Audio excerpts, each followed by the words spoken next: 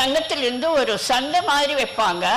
பழக்கடை, sweet, அப்புறம் புடவை கடை எல்லாம் வைப்பாங்க. நான் என்னுடைய ஃப்ரெண்ட்ஸ் எல்லாம் கூப்பிட்டுட்டு ஒவ்வொரு கடை, ஏன்னா அந்த ஏன் வச்சாங்கன்னா நாங்கள் எல்லாம் கடைகள்லாம் போக முடியாது, அப்புறம் ஒருத்தருக்கு ஒருத்தர் மீட் பண்ணிட்டோம் ஆர்டிஸ்ட்டுங்க அப்படின்னு சொல்லிட்டு சொன்னாங்க.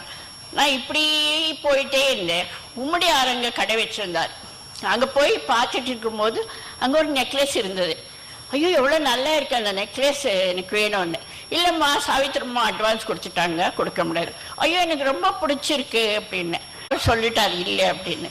அப்புறம் நான் சரின்னு சொல்லிட்டு வந்துட்டேன். அதுக்கப்புறம் தாயக்காத்தானே படம் 100வது நாள். அப்புறம் சரோதேவின்னு கூப்பிட்டாங்க.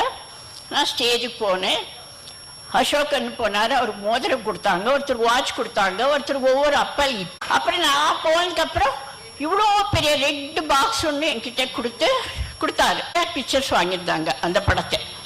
அப்புறம் நான் கீழே வந்து என்ன இருக்குன்னு திறந்து பார்த்தேன், இந்த நெக்லஸ் இருந்தது. எல்லாருக்கும் எதேதோ கொடுக்கும்போது அவள் ஆசைப்பட்டதை நாம் வந்து உம்முடைய ஆர்டர் கொடுத்து பண்ணிட்டு அதை கொண்டு வந்து அந்த 100வது நாளுக்கு அவளுக்கு கொடுக்கணும்.